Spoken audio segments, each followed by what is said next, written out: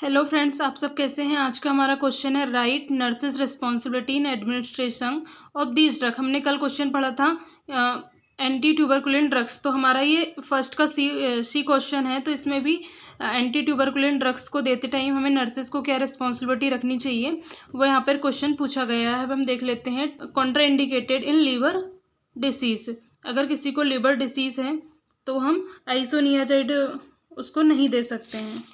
For active TB direct observation therapy DOTS is done to ensure compliance। फिर next आ जाएगा take INH on empty stomach 1 hours before meal and 2 hours after meal।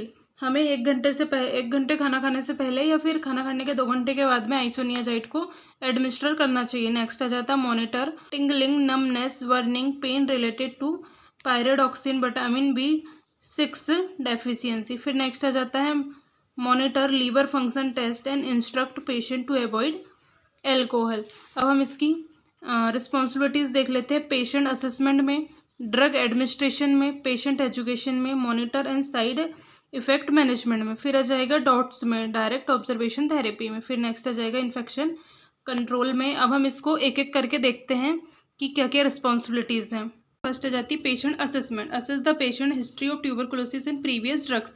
हमें क्या करना है, patient की history को पहले असेस करना है और उसकी प्रीवियस ड्रग्स को हमें देखना है कि वो कौन सी ड्रग्स को वहाँ पे यूज़ कर रहा है। फिर हम नेक्स्ट आ जाता है ड्रग एडमिनिस्ट्रेशन। इसमें आ जाएगा ensure the correct drug dose route and timing as per the prescription. हमें जो ड्रग्स यूज़ कर रहा है पेशेंट उसको करेक्ट टाइम पे देना है, करेक्ट डोज पे देना है, उसका रूट सही होना चाहिए। जिस रूट से हमें एडमिनिस्ट्रेशन करना उसी रूट से हमें एडमिनिस्ट्रेशन करना चाहिए। तो हमें क्या है, राइट्स ऑफ ड्रग एडमिनिस्ट्रेशन यहाँ पे ध्यान रखना है। फिर हमारी नेक्स्ट आ जाती है पेशेंट एजुकेशन। पेशेंट एजुकेशन में क्या जाएगा, हमें पेशेंट को एजुकेट करना है कि ड्रग को हमें किस टाइम में उसको लेना चाहिए, खाना खाने से पहले लेना है या खाना खाने के बाद में लेना है, या फिर ये बताना है कि उसको अगर वो ड्रग्स को लेगा तो उसमें क्या क्या उसमें सिम्टम्स देखने को मिलेंगे। जैसे हम अगर रिफाम्पिसिम को लेते हैं तो उसमें ऑरेंज रेड कलर की यूरिन हमें देखने को मिलती है। अब हमारा नेक्स्ट आ जाता है monitoring and side effect management. इसमें आ जाएगा observe for adverse reaction like nausea, jaundice, vision change in tingling in extremities. जो ड्रग्स होती हैं एंटी ट्यूबरकुलिन ड्रग्स होती हैं उनमें बहुत सारे साइड इफेक्ट भी होते हैं जैसे नोजिया वॉमिटिंग। तो इनको मैनेज करने के लिए, इनको ऑब्जर्व करने के लिए हमें पेशेंट को एडवाइस करना है। फिर हमारा नेक्स्ट आ जाता है डायरेक्टली ऑब्जर्व थेरेपी।